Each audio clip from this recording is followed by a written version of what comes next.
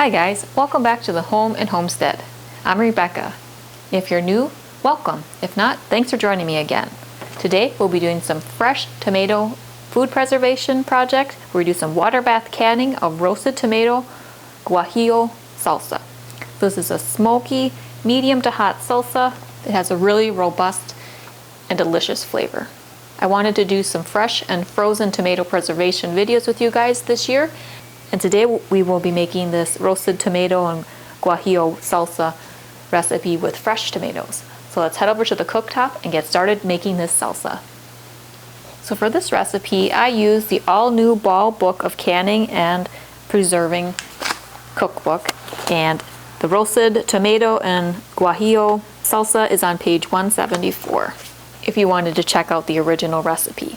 So I'll be doing 10 times that recipe, and I prepared my tomatoes and onions yesterday ahead of time. So I took 20 pounds of Roma tomatoes, which ended up being about 60 Romas, and I quartered them and put them skin side down on a baking sheet, as well as 10 medium onions, which I peeled and quartered and placed them on baking sheets as well. And I roasted the tomatoes and onions at 425 degrees for about 25 minutes. And that made the tomatoes and onions both soft and gave them a little char to them. And then I removed them from the oven, let them cool, and as soon as I was able to touch the tomatoes, I peeled off the skin and was able to prepare the tomato sauce for this recipe. If you were to use whole garlic cloves, it would require about 40 garlic cloves, and then you would just place them in a little aluminum foil pouch that you created, and then put that in the corner of the baking pan with the onions and tomatoes and roast that as well. I'll be using pre-minced garlic, so I didn't do that step. I'll just be adding the pre-minced garlic when we cook the salsa later. So now we need to prepare our guajillo peppers. They're a medium, slightly smoky and sweet pepper. And they're dried out, so what we're going to do is place them on a hot skillet here I have heating up. And we'll place them on here for about 10 to 20 seconds, and eventually the peppers will kind of puff up and you will hear them starting to kind of crackle a little bit as the peppers expand. And that just helps to kind of wake up the peppers and get some of the oils going. It'll bring a little bit deeper flavor to our salsa. So the original recipe called for 12 chili peppers per recipe. I'm doing 10 times, so I should use about 120 of these peppers. They do kind of vary in size. You know, some are about this size and this one's rather large, so this I may count as 2 and then kind of go from there. But we're shooting for about 120 of the guajillo peppers. The pan is still kind of heating up, but once the pan gets nice and hot, this process will speed up a bit. If you're interested in other salsa recipes that require using dried chili peppers, you can check out my salsa roja video. That's a really tasty, mild, and slightly smoky salsa. So what I'll do is let these peppers kind of heat up a little bit on this hot pan. And once they're ready, I'll place them into a large bowl, and then we can move on from there. So let's work on preparing these peppers and waking them up a little bit here. This only takes about 20 seconds aside, and you'll notice that the peppers will start to kind of puff up and blister a little bit on each of the sides. You don't want to do this too long and burn them, because then they'll have a bitter taste to them.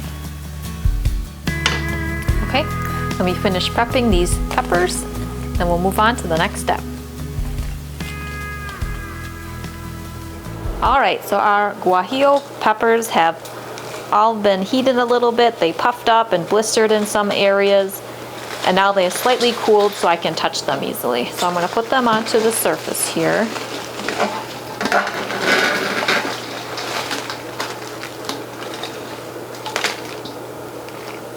Now I'm just going to take a kitchen shears and remove the stem and the membrane and seeds from inside.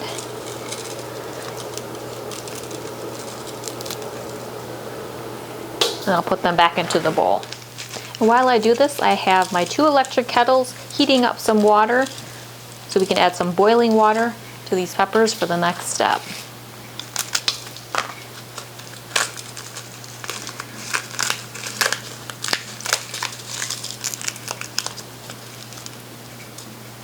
Alright, so our guajillo peppers have been all processed here. I removed their stems and membranes and seeds. So now I'm just going to put them over here.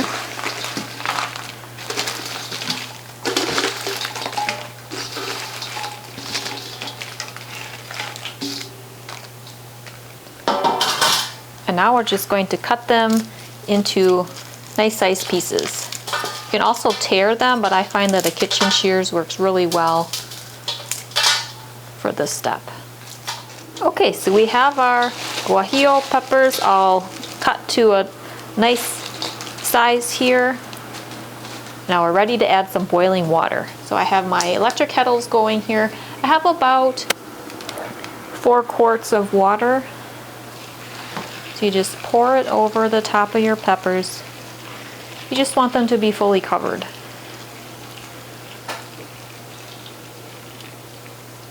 We'll just press them into the water here.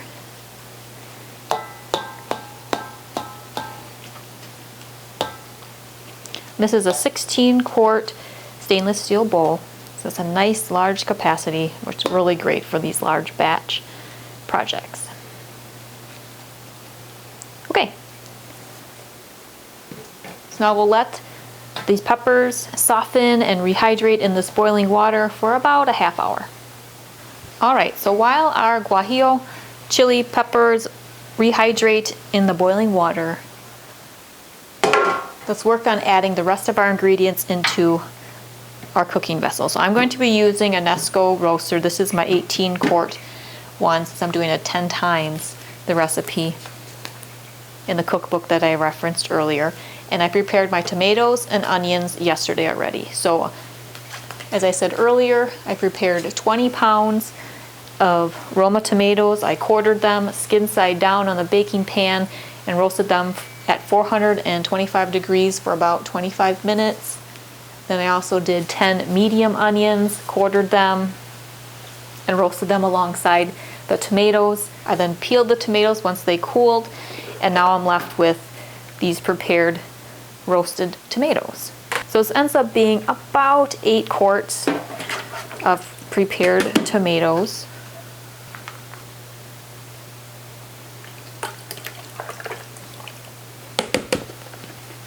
And it was about 60 Roma tomatoes.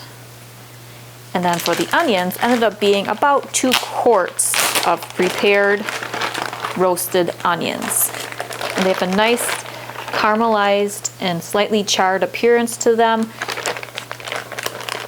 So the pre-roasting of the onions and tomatoes really makes a nice flavor for your salsa.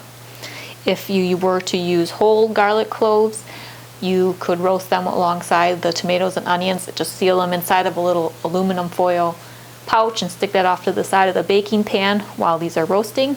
I'm using pre-minced garlic, so this is a half cup of the pre-minced garlic. For whole garlic, it would be about 60 cloves otherwise. Next, we'll add 1 1/4 cup of apple cider vinegar. We'll kind of mix these in here.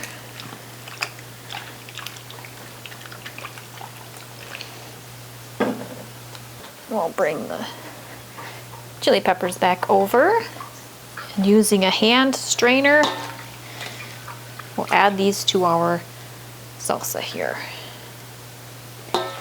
And I'm going to reserve this soaking liquid here in case we need to add more liquid to our salsa in order to get the consistency that we want. The peppers have rehydrated, they're nice and soft, and they have a nice red color to them. There's definitely a smoky scent to them as well. So let's mix these chili peppers in here, tomatoes and onion and garlic. Now for the next step, we're going to want to create a puree and create our salsa. You do that a number of different ways. You can take this out and process this in batches in your blender or food processor, or you can use an immersion blender. That's what I'm going to do today. I'm going to use my immersion blender.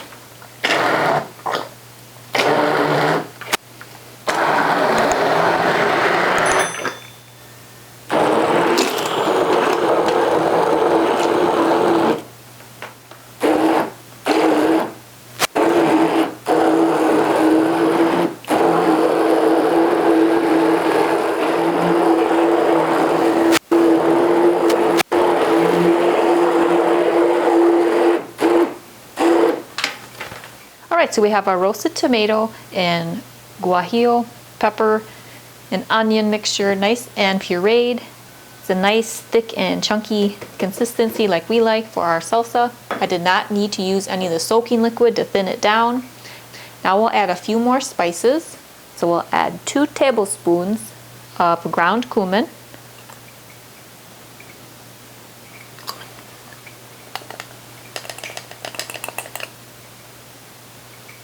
and 1 tablespoon of oregano. Mix that in here. Now I've turned my Nesco roaster up to about 300 degrees Fahrenheit. I like to cook it anywhere between 250 and 325 degrees. What we're going to do is bring this up to a gentle boil or a nice simmer. Since this is such a large quantity, this may take about an hour, hour and a half to get there. You want to do it nice and slowly and gently so that the tomato sauce can deepen the flavor and not overcook. So let's give this a taste here.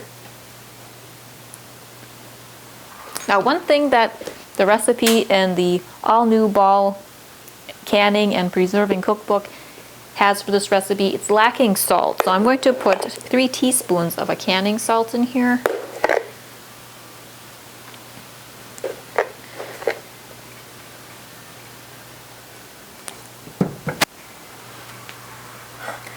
Mix that in. We can always add more of the cumin, oregano, and salt later as well, once this cooks down a bit. Give it a nice stir, and I'll come and check on it every 20 minutes or so and stir it so that it doesn't scorch or stick or anything. Let's give it another taste. Yeah, that's better. Just needed that little bit of salt, I think. But everybody's different. If you want to leave it as written, you go right ahead. All right, and we just wipe off the rim here. We'll add the lid. We'll let this come up to a gentle boil. All right, so our roasted tomato and guajillo salsa has finished cooking down. It took about 2 hours to get it to a nice slow simmer, and I tasted it as I cooked it, and I ended up adding 2 more tablespoons of cumin, another tablespoon of oregano, and another teaspoon of salt. So a total of 4 tablespoons of cumin, 2 tablespoons of oregano, and 4 teaspoons of salt. I also added 1 tablespoon of red pepper flakes. That's not in the recipe at all in the cookbook that I mentioned earlier, but this gave it a little more spice, and I like the change that it made. So now what we're going to do is add the hot salsa to our warmed jars. I have 10 pint jars here, so let's get them filled. The water bath canner is all heated up and ready to go. So I'll just use my canning ladle here. We'll fill it to a 1/2 inch headspace, which is about halfway up the side threads.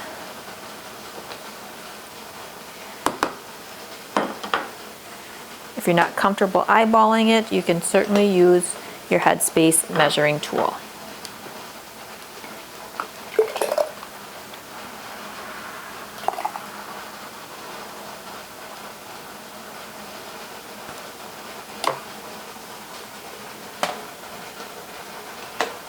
This is a nice thick salsa. If you wanted it a little thinner, you could certainly add a little bit of that soaking liquid that we created while we were soaking the dried chili peppers.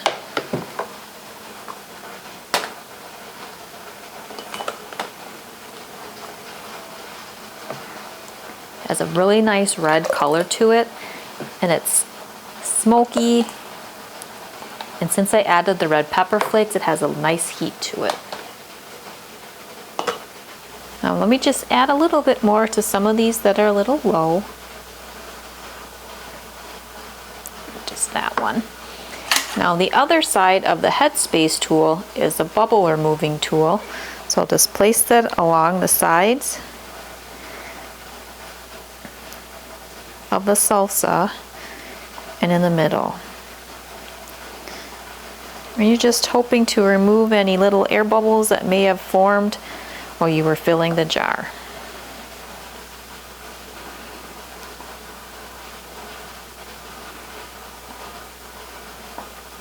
Now you can add a little bit more if the headspace level changed a little bit after removing those air bubbles.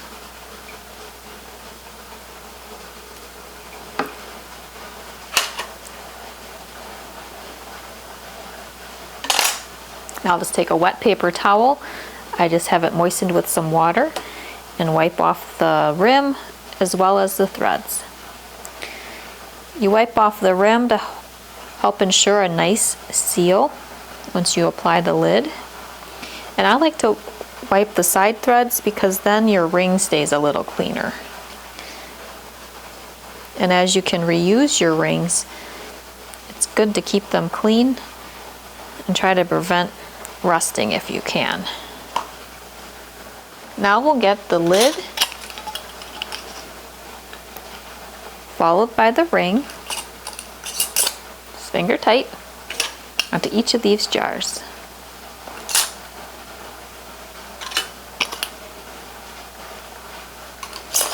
The lid will suction down after it's processed and cooled. It'll make that nice characteristic ping. And the ring is simply there to hold the lid in place.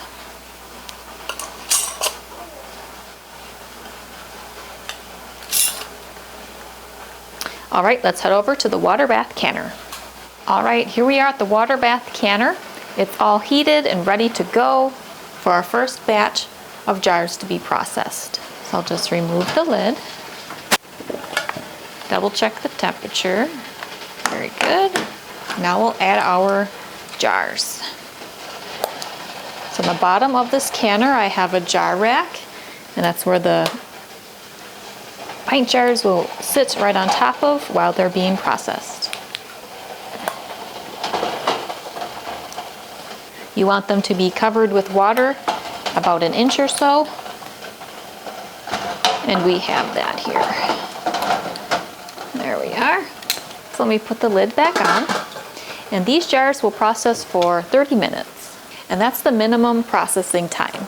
What I mean by that is based on your altitude or the elevation to which you live, you may need to adjust your processing time with water bath canning. So if you live at the altitude on the column to the left, you may need to increase the processing time by the minutes on the right. So the minimum processing time is 30 minutes, so you can add minutes according to this. And that's something to be mindful of whenever you're canning. So we'll let these jars process for 30 minutes. In the meantime, I'll head back and start filling some more jars for the next batch to be processed. So far we have 10 pint jars filled with this salsa. Now I'm going to fill 8 of these half pint jars. And I like having these different sizes when I do projects like this, so then you have a nice variety for whatever meal or snack or recipe you might be wanting to follow. This would be great just to dip your tortilla chips in as a snack or appetizer, but it would also make a nice addition to chili or to create a spicy tomato type of sauce for whatever recipe you're creating. It also would be a nice dipping sauce for some sort of Mexican style appetizer. You could make mini tacos or maybe quesadillas or things like that. This would be a tasty option for those type of meals. So this salsa's got a nice smokiness to it, but it also is kind of sweet. And I added the red pepper flakes to give it a little more spice. Let's just fill these up to a 1/2 inch headspace here. Now we will remove any air bubbles. Just go around the edge and through the middle. These are wide mouth 1/2 pint jars. And I feel that this size works really nicely if you're having an appetizer platter, or maybe you're just having some chips and salsa. It's a great size to just put on a platter with some tortilla chips or whatever else you might want to dip into this. Alright, so since we removed some of the air bubbles, some of them might need a little bit more on top to get our headspace that we're going for. And again, we'll take a wet paper towel. I just moistened it with some water.